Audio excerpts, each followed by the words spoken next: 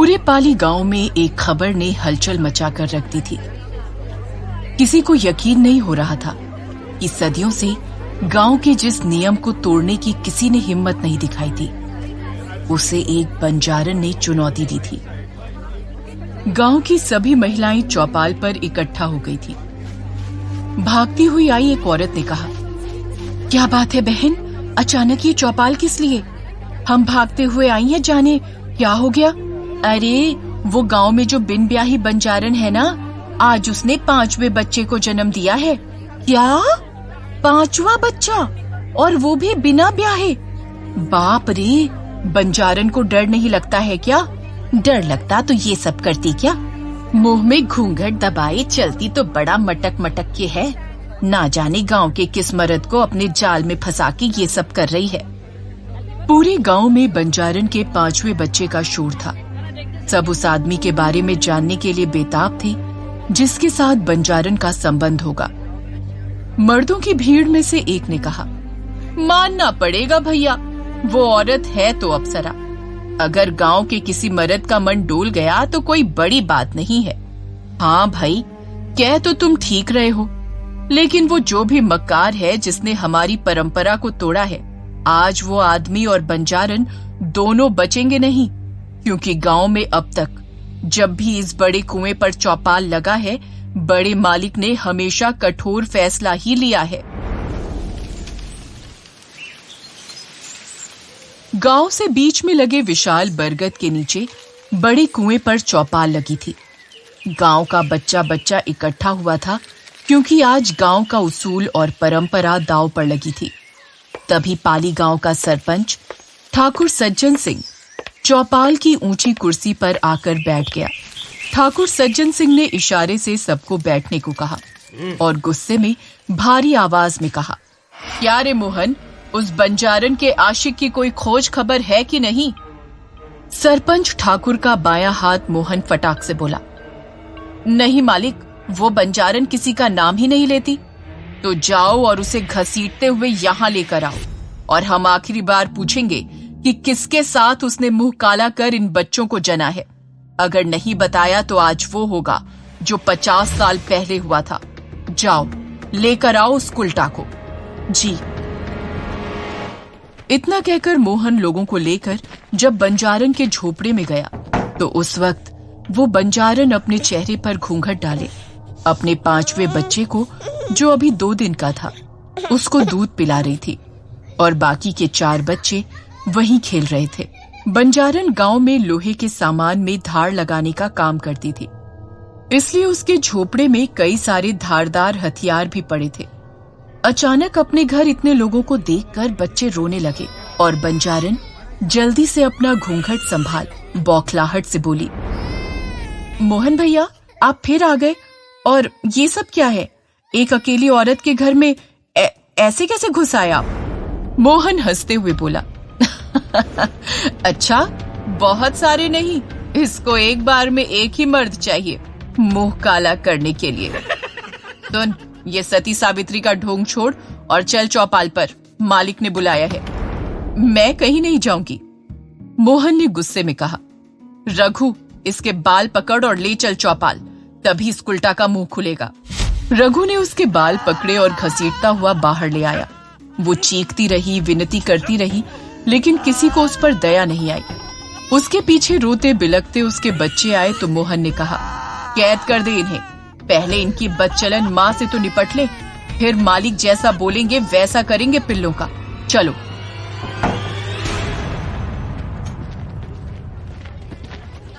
चौपाल पहुंचते ही रघु और मोहन ने बंजारन को ठाकुर के आगे पटक दिया। ठाकुर को बंजारन का आधा चेहरा ही दिख रहा था, और आधे चेहरे में हमेशा की तरह उसने घूंघट डाल रखा था।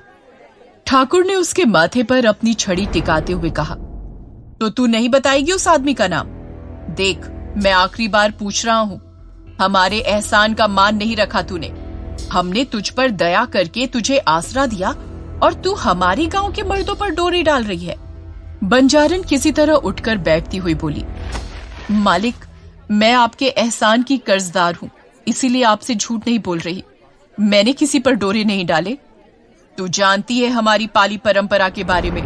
अगर कोई विवाहित या अविवाहित मर्द किसी स्त्री के साथ अवैध संबंध बनाए तो उसे और उस औरत दोनों को मृत्यु दंड दिया जाता है। लेकिन उससे पहले इस घोर पाप के लिए उसे निर्वस्त्र पूरे गांव में घुमाया जाता है। फिर निर्वस्त्र इसी कुएं में जल समाधि दे दी जाती है और तब तक पत्थर मारा जाता है जब तक उसकी मौत नहीं हो जाती। इसलिए बोल रहा हूं, जो भी बात है बता दे। तू हमारे गांव की नहीं है तो हम तुझे न्याय देंगे और असली गुनहगार को सजा देंगे और तुझे तेरे बच्चों सहित जाने देंगे।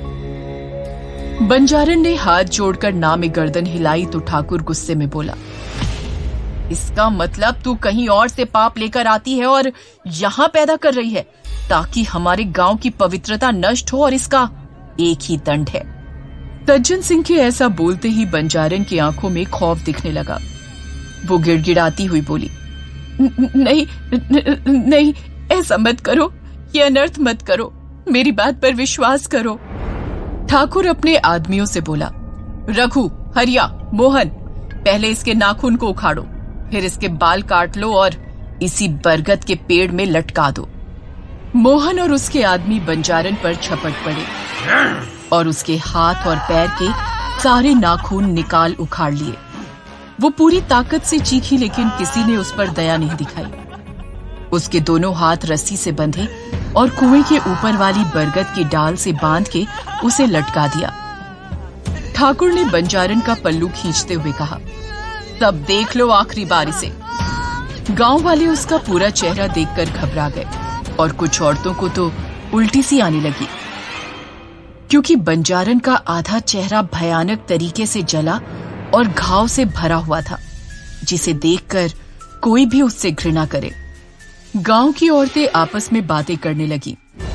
ये तो बाएं से देखो तो अप्सरा और दाएं से देखो तो चुड़ैल है।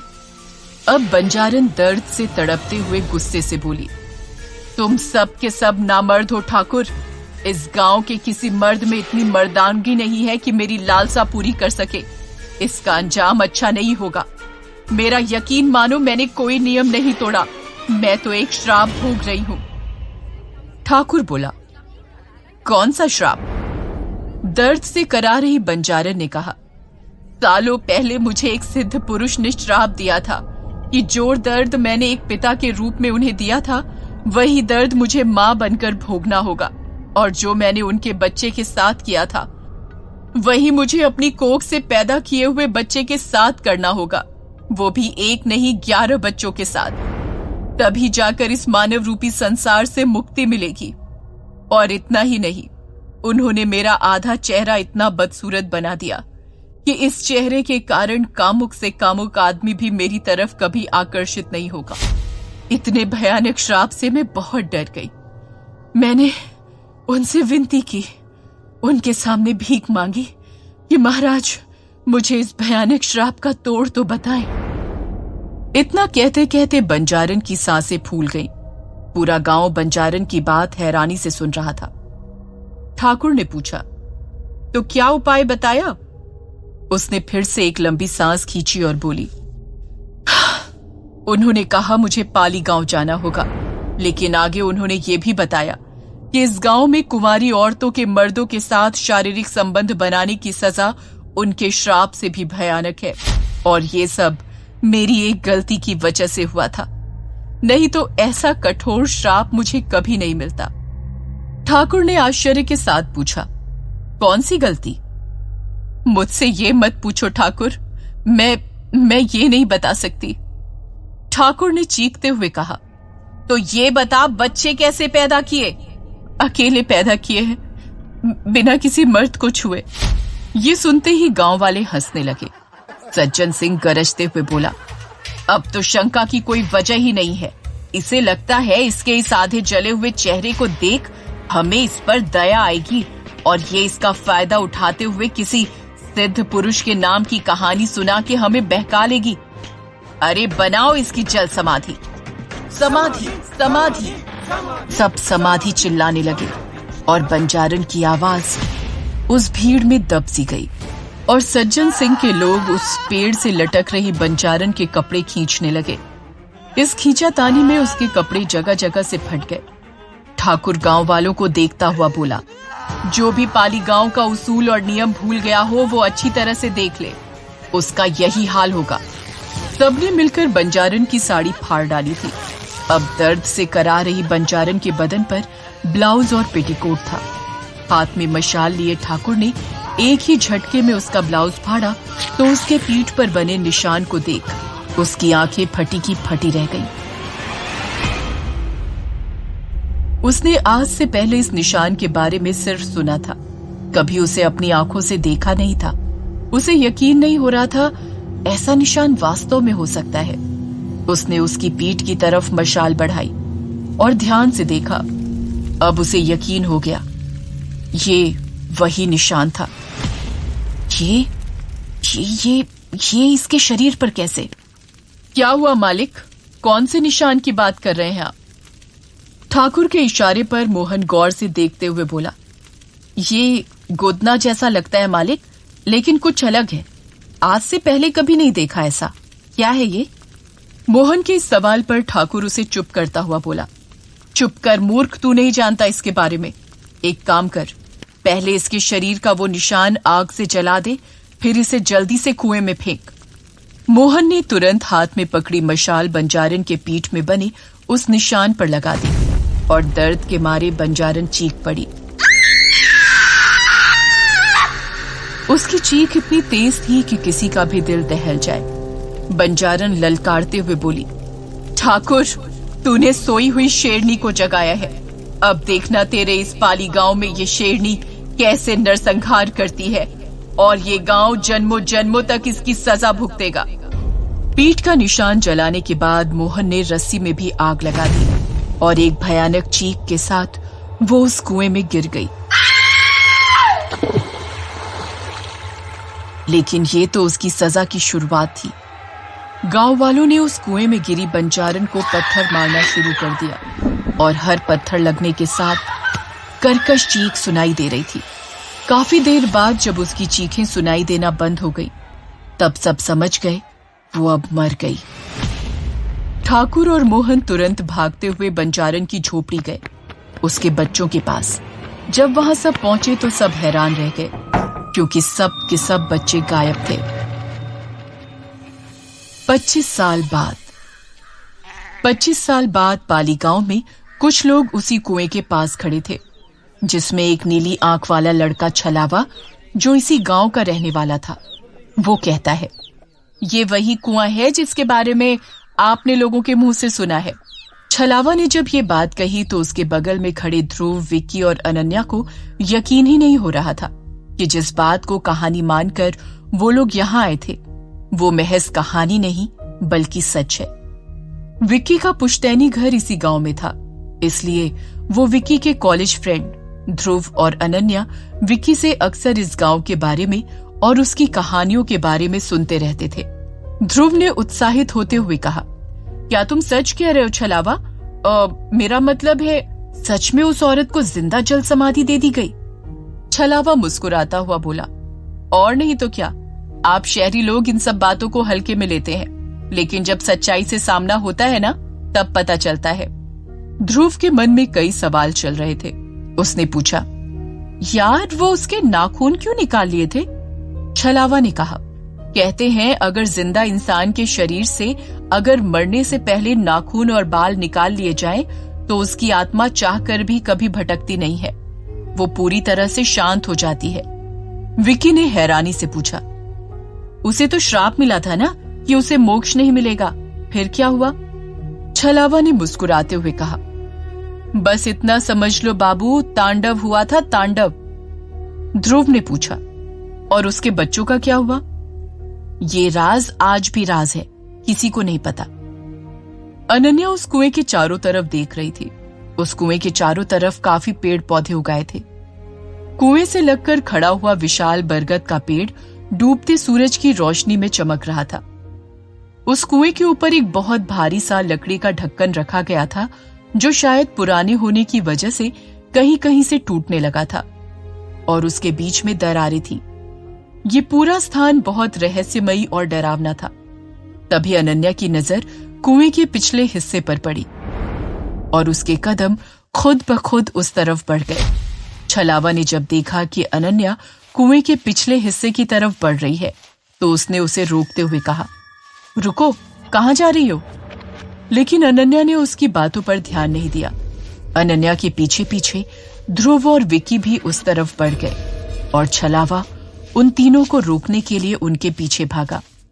तब तक अनन्या, विक्की और ध्रुव कुएं के पीछे बरगद के पेड़ वाले हिस्से में पहुंच चुके थे, जहां उन्होंने देखा कुएं के पिछले हिस्से में हर जगह एक गोल सा निशान बना था, जिसके अंदर स्टार जैसी आकृति थी और बीच में संस्कृत में कुछ अजीब से शब्द लिखे हुए थे। ये आकृति बरगद के पेड़ के चारों हिस्सों में बनी हुई थी। अनन्या ने हैरानी से कुएं और बरगद पर बने निशान की तरफ देखते हुए कहा, ये क्या है? कहीं ये वही निशान तो नहीं जो उस बंजारन की पीठ पर बने थे? छलावा ने उन्हें समझाते हुए कहा, अरे मैडम, वो निशान तो अलग था, ये निशान तो वशीकरण के हैं। वशीकरण? सबने एक साथ पूछा, ये वशीकरण क्या होता है? छलावा ने उन्हें समझाते हुए कहा, ये वशीकरण वाला निशान तब बनाया जाता है जब हमें किसी आत्मा का वशीकरण करना होता है। मतलब? आत्मा का नाम सुन अनन्या अब थोड़ा थोड़ा डरने लगी थी, इसलिए वो ध्रुव के बिल्कुल पास जाकर खड़ी हो गई। ध्रुव ने जब देखा अनन्या घबरा रही है तो उसने धीरे से कहा, हे, तुम घबरा क्यों रही हो? भूल गई क्या? हम यहाँ यही सब जानने तो आए थे। विक्की इन दोनों की बात बड़े ध्यान से सुन रहा था और फिर उसने अपना मोबाइल निकाला और फ्लैश जलाकर उस कुएं के ऊपर रखे ढक्कन की दरार के बीच से झांकने की कोशिश करने लगा। तो छलावा ने उसे रोकते हुए कहा, ये क्या कर रहे हो? अगर गांव के किसी इंसान ने तुम्हें कुएं के इतने नजदीक देख लिया तो गजब हो जाएगा। देखो, यहाँ की जो भी जानकारी थी वो मैंने तुम लोगों को दे दी। अब चलो यहाँ से, रात होने वाली है। अनन्या को पता नहीं क्यों उस औरत से हमदर्दी होने लगी थी और उसने छलावा से पूछा, तुमने ये नहीं बताया कि आखिर उस औरत ने वो 5 बच्चे कैसे पैदा किए थे? अनन्या के इस सवाल पर छलावा ने कुएं की तरफ देखते हुए कहा, गांव के लोग तो कहते हैं उसके नाजायज संबंध थे, लेकिन गांव के किसी मर्द में इतनी हिम्मत नहीं थी कि वो गांव का उसूल तोड़े। ध्रुव ने हैरानी से कहा, इसका मतलब उसे गांव वालों ने फालतू में सजा दे दी? अच्छा छलावा, उसके बाद क्या हुआ? उसकी बॉडी कहाँ गई? इसी कुएं में है। ये सुनते ही ध्रुव, विक्की और अनन्या तीनों अचानक घबरा गए और एकदम से कुएं से दूर हो गए। छलावा ने आगे कहा, और कहाँ जाएगी? जल समाधि में शरीर जल में ही रहता है। विक्की ने हैरानी से कहा, लेकिन हिंदू धर्म में जब तक शरीर को जलाया नहीं जाता है तब तक उसे शांति नहीं मिलती है। इसीलिए तो मरने के बाद उस बंजारन ने गांव में तांडव मचा दिया था और जब पूरा गांव उसके सामने हार गया तब गुरु देवदत्त को बुलाया गया वशीकरण के लिए। ये निशान देख रहे हो ना? छलावा ने कुएं और बरगद पर बने निशान की तरफ इशारा करते हुए कहा। ध्रुव ने पूछा, ये वशीकरण कहाँ किया गया? हमें दिखाओ ना वो जगह, इसके बाद चलते हैं विक्की के घर। छलावा ने मना करते हुए कहा, सूरज डूब चुका है, अब ये कुआं और वो वशीकरण वाली जगह दोनों ही खतरे से खाली नहीं है, हमें यहाँ से तुरंत चलना चाहिए। ध्रुव ने कहा, प्लीज छलावा, ले चलो ना, रात में ही तो ये सब देखने में मजा आता है, नहीं तो थ्रिल कैसे आएगा? ध्रुव और विक्की के जिद करने पर छलावा मान जाता है और सब गांव के पास तालाब वाले खंडहर की ओर जाते हैं। वहां पहुंचते ही छलावा उन्हें सावधान करते हुए कहता है, देखो बाबू लोग, तुम लोग शहरी हो, अगर कुछ भी हुआ तो गांव वाले न मुझे छोड़ेंगे न तुम्हें, इसलिए हाथ जोड़कर विनती करता हूँ, बस दूर से देखो और जल्द से जल्द यहाँ से निकल लो। अनन्या और छलावा बाहर ही खड़े रहते हैं। ध्रुव और विक्की टूटे फूटे दरवाजे से उस खंडहर के जैसे ही अंदर जाते हैं। अंदर बहुत बड़ा सा हॉल था और छत खप्पर की बनी हुई थी। चारों तरफ मकड़ी का जाला लगा हुआ था। ध्रुव ने जैसे ही अपनी टॉर्च ऑन की, उसने देखा कि हॉल के बीच में एक बहुत बड़ा सा गोला बना हुआ है और बीच में यज्ञ कुंड भी है। ध्रुव और विक्की दोनों अपने पैर से धूल साफ करके जब गौर से उस बड़े से गोले को देखते हैं तो वो हैरान रह जाते हैं। ध्रुव एक्साइटेड होकर कहता है, यार ये तो वही बिल्कुल प्लान शीट जैसा लग रहा है जैसा हम हॉस्टल में करते थे। यार अनन्या को बुला, उसको दिखाते हैं। विकी अनन्या को बुलाता है और अनन्या और छलावा दोनों अंदर आते हैं। अंदर आते ही छलावा कहता है, दूर हो जाओ उससे। इसी कुंड निशान के माध्यम से वशीकरण किया जाता है। ध्रुव और विकी दोनों बहुत उत्साहित हैं ये सब देखकर, क्योंकि वो अक्सर हॉस्टल में ऐसा किया करते थे। ध्रुव ने कहा, यार विकी, क्यों ना हम आज एक बार फिर से ट्राई करें जैसा हम हॉस्टल में करते थे। क्या कहती हो अनन्या? अनन्या थोड़ा घबरा जाती है और कहती है, तुम लोग पागल हो गए हो क्या? हम बस यहाँ ये सारी चीजें देखने आए थे, हमें इनके साथ कुछ करना नहीं है। प्लीज चलो यहाँ से। ध्रुव ने कहा, अनन्या, हम लोग ये सब पहले भी हॉस्टल में कर चुके हैं ना, तब हम लोग मजाक में करते थे। आज एक बार रियल में करके देखते हैं, या वाकई में ये सच होता है या फिर कहीं सुनाई बातें हैं। विकी भी बहुत एक्साइटेड होता है, लेकिन अनन्या और छलावा दोनों को मना करते हैं। छलावा कहता है, अरे ओ शहरी बाबू, ये कोई हंसी खेल की चीज नहीं है, ये वशीकरण है, वशीकरण। ये सब करके आत्मा को वश में किया जाता है, और महागुरु देवदत्त ने यहीं पर वशीकरण करके उस बंजारन की आत्मा को कैद किया था और उसके प्रकोप से गांव को मुक्ति दिलाई थी। लेकिन बंजारन भी कमजोर नहीं थी, अंत में उसने महागुरु देवदत्त को मार दिया था। इसलिए हाथ जोड़कर विनती है कि। छलावा अपनी बात पूरी कर पाता उससे पहले ध्रुव ने कहा, अरे क्या यार छलावा, कौन सा हमें सच में करना आता ही है? हम तो बस कॉलेज की पुरानी यादों को ताजा करना चाहते हैं। कौन सा हमारे बुलाने से आत्मा आ ही जाएगी? अनन्या ने घबराते हुए कहा, और अगर उस बंजारन की आत्मा आ गई तब क्या करोगे? ध्रुव ने हंसते हुए कहा, अगर आ गई तो उससे पूछेंगे कौन सी जड़ी बूटी खाकर बच्चे पैदा किए थे। हमारी अनन्या को भी वही जड़ी बूटी चाहिए। कहने के बाद ध्रुव और विक्की हंसने लगते हैं। ध्रुव आगे कहता है, अरे डियर, हम बस कॉलेज की पुरानी यादों को ताजा कर रहे हैं और फोटो खींचेंगे बस, और कुछ नहीं। आ जाओ सब लोग, अपनी अपनी जगह पर खड़े हो जाओ। ध्रुव के ये कहते ही विक्की ने अपने बैग से कैंडल निकाली और बीच कुंड पर चारों तरफ जला दी, लेकिन उसमें से एक कैंडल को नहीं जलाता है। पहले तो छलावा मना कर रहा था, लेकिन ध्रुव और विक्की के बार बार कहने पर वो भी गोले में खड़ा हो गया। सबने आपस में एक दूसरे का हाथ पकड़ लिया और ध्रुव ने कहा, यार विक्की, वो मंत्र याद है ना? हे भटकती आत्मा, मेरे पास है तेरी मुक्ति का मार्ग। तू दे मेरा साथ, मैं दूंगा तेरा साथ। आ बुझी हुए दिए को जलाकर अपने आने का सबूत दे। विक्की ने कहा, हाँ याद है ना, और जब उसे भेजना हो तो कहेंगे, दिल से परमात्मा को याद कर, वो जरूर तुझे अपने पास बुलाएगा। जा और सारी कैंडल बुझाकर जाने का सबूत दे। सभी लोग हाथ पकड़कर खड़े हो जाते हैं और एक साथ आत्मा को बुलाने वाला मंत्र पढ़ते हैं, और जैसे ही आंखें खोलते हैं तो देखते हैं सारी की सारी कैंडल बुझ चुकी थी। पूरे कमरे में घनघोर अंधेरा छाया था। ध्रुव ने फटाफट अपनी टॉर्च निकाली और जैसे ही उसने अपनी टॉर्च चालू की, अनन्या गायब हो चुकी थी। ध्रुव ने आश्चर्य से कहा, अनन्या कहाँ चली गई? छलावा ने कहा, तुमने क्या कहा था कि वो जब आएगी तो सारी कैंडल जलेंगे, लेकिन यहाँ तो सारी कैंडल बुझ चुकी हैं। इसका क्या मतलब हुआ? विकी ने बौखलाहट के साथ कहा, अरे ये सब मजाक है यार छलावा, पहले अनन्या को ढूंढो, वो कहाँ चली गई? छलावा ने कहा, शहरी बाबू, ये सब मजाक आपके लिए हो सकता है, उस बंजारन के लिए नहीं। हमें तुरंत यहाँ से निकलना चाहिए। मेरा घर पास में ही है, वहां चलते हैं, फिर देखते हैं अनन्या को कैसे ढूंढना है। ध्रुव और विक्की दोनों घबराए हुए थे कि आखिर अचानक से अनन्या कैसे गायब हो गई। कहीं उनसे कोई बहुत बड़ी गलती तो नहीं हो गई। वो भागते हुए छलावा के घर के पास पहुंचे तो वहां जो उन्होंने देखा, उन्होंने सोचा भी नहीं था। अनन्या छलावा के घर के पास एक गोल घेरे में बैठी हुई थी।